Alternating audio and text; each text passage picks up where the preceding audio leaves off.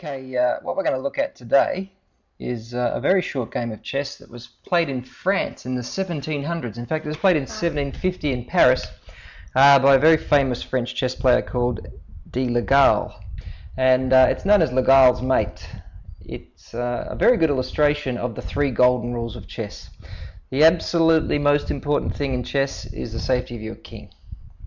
And this is the number one golden rule of chess. The other two are that the back row pieces are much more powerful than the pawns.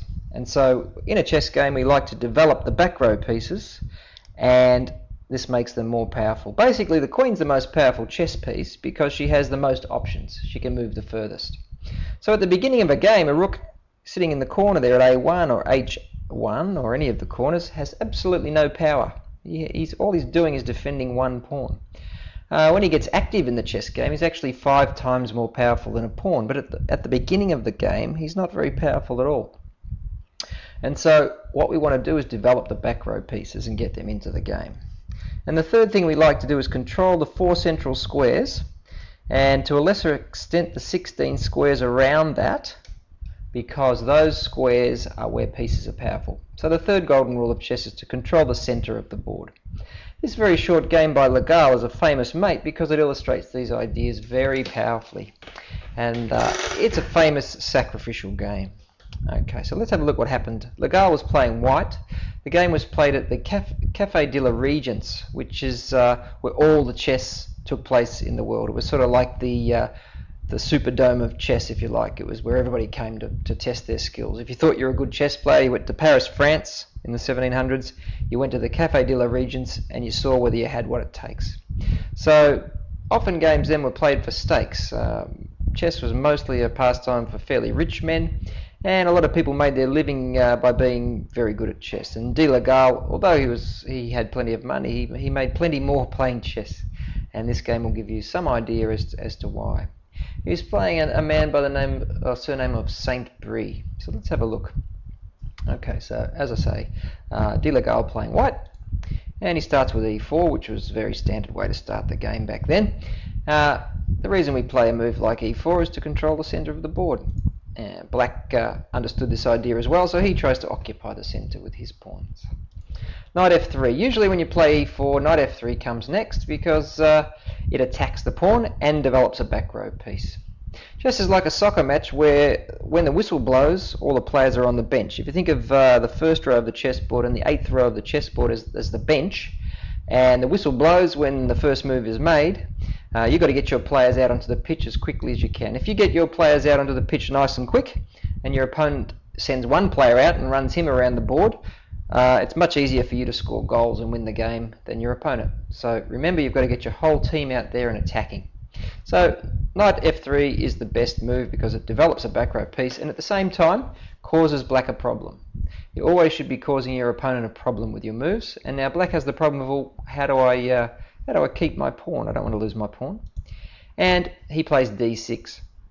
Another famous chess player of this time was Philidor. He's the first man to be regarded as a world champion of chess, and he invented this defense. This is called Philidor's defense. Not so popular these days. Much more popular these days is to move the knight from b8 to c6. And that's because by doing that you develop a back row piece to defend the pawn rather than just moving a pawn. Remember, strong chess players use their back row pieces, weaker chess players make lots of pawn moves. So Philidor's defense is still played by top players, but it's much less popular than it was back then because it doesn't develop a back row piece. So it's not the very best move you can play.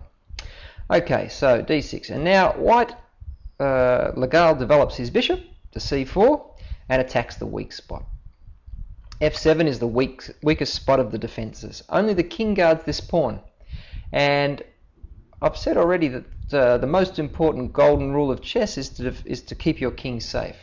So what you do as an attacker is you attack the king.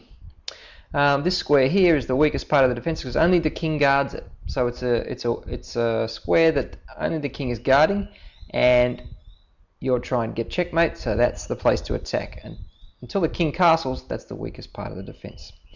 And that's what de Le Gall was doing, attacking the weak spot. Black develops his bishop, And that's a reasonably good square for that bishop because it's attacking the knight, but should the knight move away for any reason, he'll get the queen. So we say that the knight is pinned to the queen. A queen is worth 9 pawns, a bishop's only worth 3 pawns, so if you can win a queen for a bishop, you're doing well. Unless there's some other reason why you wouldn't make the capture, you'd be ahead and winning on points. But we'll talk about that further because things get interesting very soon. So he's developing a back row piece, Saint Brie, and it looks like a pretty good square for that bishop. That's a reasonably good developing chess move. De La Gall develops his knight, and so you'll see he's getting his back row pieces out towards the centre. So golden rule number 1 is to keep your king safe, number 2 is to develop your pieces, and number 3 is to control the centre of the board. So it makes much more sense to move the knight to c3 than to move it to a3, and that's why he's moved it towards the centre of the board. It also happens to defend this pawn as well, which is a good thing. Okay. Now, Saint Brie makes another pawn move. He's now made 3 pawn moves, and he's going to fianchetto his bishop. When you move this pawn out, the G pawn out, and put your bishop behind it there, it's called a fianchetto. It takes 2 moves to do, so it's a little bit slow, but if you can get the bishop out and then the knight out and castle, then it's a nice little fortress for your king. King safety being the most important thing in chess. You'd have a nice little fortress. There's an idea in chess called time though, and you've only got 1 move at a time. If your opponent is attacking your king, if you waste 2 moves on a fianchetto, you might get into trouble. So it's usually a technique or tactic that's used when the king is reasonably safe. In this position though, the bishop is attacking the weak spot, which is near the king, so black needs to be a bit careful, and this move is a little bit slow. And Le Gall sees his chance, and he strikes. The knight takes the pawn at e5.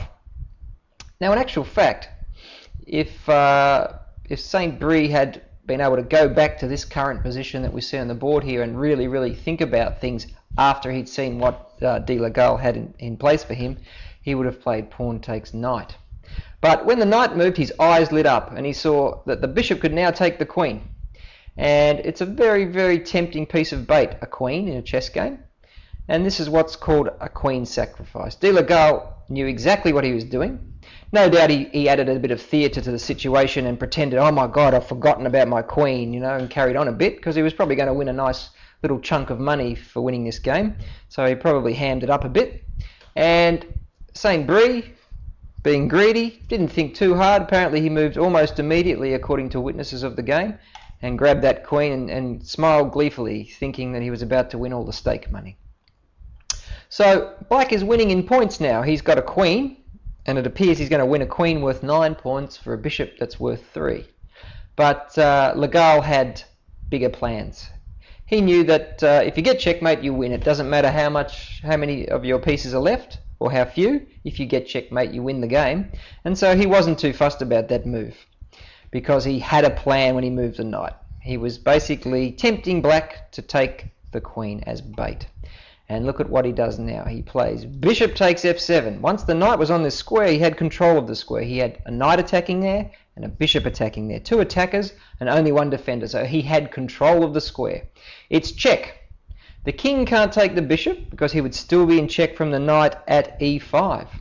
He can't move to d7 because he would be in check from the knight. So the only legal move is to move the king to e7. There are normally 3 ways out of check. Capture the checking piece, which can't be done in this situation, move the king to a safe square, or block. And of course, if the checking piece is right next to you, you can't block. So no choice. This is what's called a forced move here, and the king moves up to e7. And now you'll see that the square behind the king, d7, and also e6 are controlled by white. He's got his pieces in the centre of the board and they're very active. So if white can find a way to check the king and also attack f6 at the same time, he will get a checkmate. How do you think he would do that? Okay, so this is the famous move. Knight comes up and it's checkmate and the game is over. So that's Le Gall's mate. The reason it was successful, look where the two knights are. They're right in the centre of the board, so white is controlling the centre of the board. He's developed his back row pieces quickly and effectively to create an attack. So he's developed his back row pieces, golden rule number 2. And his king is reasonably safe. And the most important thing in a game of chess, golden rule number 1, is to keep your king safe. When your opponent breaks that rule, you should attack that king and get a checkmate.